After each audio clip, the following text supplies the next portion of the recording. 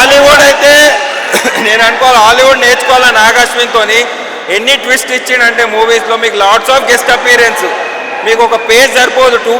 ఒకవేళ particular article రాసేటోడు ఉంటే వాడికైతే 2 pages కావాలా రివ్యూ జస్ట్ సెల్యూట్ చేసి గెట్ లాస్ అయిపోవాలా థియేటర్స్కి వెళ్ళి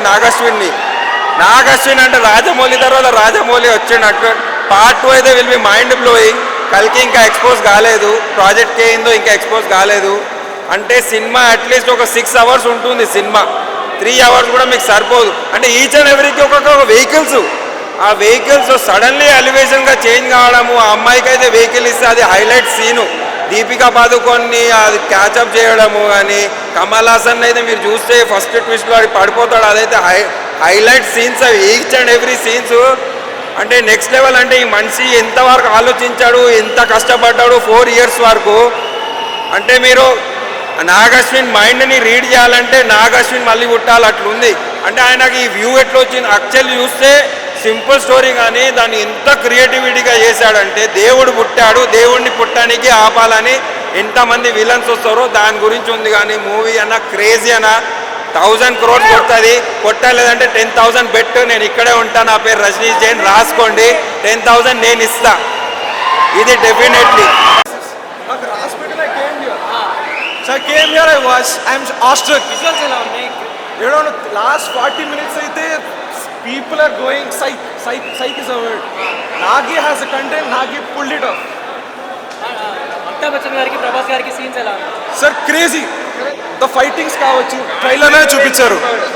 ఫైటింగ్స్ చూపించారు లాస్ట్ 30 minutes అయితే యు డోంట్ నో జనాలు సీట్ల నుంచి ఎగురుతున్నారు ప్రాజెక్ట్ కే ఆన్సర్ ఏమైనా వచ్చిందా దీంట్లో కటేష్ ప్రాజెక్ట్ ఇంకా reveal project K yeah that story we can't reveal right now yeah so ఆ విలన్ ఉన్నాడు దేవుణ్ణి పుట్టనివ్వకుండా ఆపుతున్నాడు that's what he wants Kamal Haasan garu Kamal Haasan first అంతా మనం మిగతా సినిమాలో చూపించినట్టు హీస్ ఆల్ కొంచెం ట్రైలర్లో చూపించినట్టు ఉంటాడు కానీ లాస్ట్లో విలన్ పుడతాడు you know that scenes are very beautiful last 40 minutes going bonkers people are going psyched so theatre experience చేస్తే చాలా బాగుంటుంది I would say first show 4 AM show it's like golden visual fans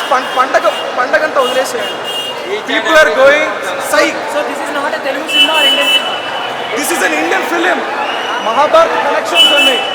ఒక్కొక్క క్యారెక్టర్ లైవ్లోకి వస్తున్నప్పుడు మీకు అది తెలుస్తుంది హూ ఈస్ అర్జున ఉన్నాడు కర్ణ పీపుల్ ఉంటారు ఒక్కొక్కళ్ళు ఎవరు ఏంటో తెలుస్తుంది కదా మనకి సైఫై ఉంది roots are based on Mahabharata మనకు ఆ రూట్ బేసిక్ ఉంది స్టోరీలో కంటెంట్ ఉంది దట్స్ వాట్ ఆల్ యూ కానీ ఆ 8 feet కి అమితాబ్ బచ్చన్ కరెక్ట్ కట్అవుట్ గా సెట్ అయ్యింది కరెక్ట్ కట్అవుట్ ఆ అశ్వత్థామ రోల్ కి అమితాబ్ బచ్చన్ చేసిన యాక్షన్ అసలు ఫస్ట్ నుండి లాస్ట్ వరకు అమితాబ్ బచ్చనే మొత్తం లీడ్ చేస్తారు ఇదంతా కూడా స్టోరీని అంతా కూడా క్యారీ చేస్తాడు లాస్ట్ ½ మొత్తం ప్రభాస్ అప్పటి వరకు నెగటివ్ అనుకుంటారు ఏదో డబ్బుల కొరకు ఏదో చేస్తున్న రోల్ అనుకుంటారు కానీ లాస్ట్ ½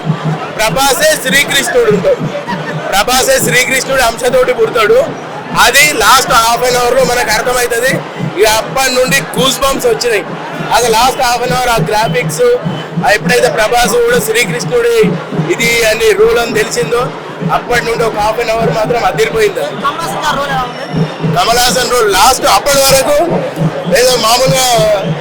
సన్నగా ఉంటాడు లాస్ట్కి వచ్చేసరికి కమల్ హాసన్ ఒరిజినల్ కమల్ హాసన్ యాక్షన్ ఉంటుంది అది మాత్రం అదిరిపోయింది ఇంకా ఒరిజినల్ కమల్ హాసన్ అనేది ఇంకా బయట పడలేదు ప్రభాస్ అసలు అదుర్స్ అసలు ఫస్ట్ నుండి మామూలుగా ఫ్యాన్స్ ఎంజాయ్ చేస్తుండ్రు కానీ ప్రభాస్ నెగటివ్ షేడ్లో చూపిస్తున్నారు లాస్ట్ ½ వచ్చిన తర్వాత అసలు ప్రభాస్ రోల్ ఏంది ఈ మూవీలో అసలు దాని కనెక్షన్ ఏంటి అనేది అప్పుడు తెలిసింది ఆ లాస్ట్ ½ ప్రభాస్ యాక్షన్ కానీ అసలు ఆ గ్రాఫిక్స్ కానీ ఒక పీక్ వెళ్ళింది అసలు ఒక లెవెల్లో ఉంది ఆ graphics Like and subscribe Eagle Media Works.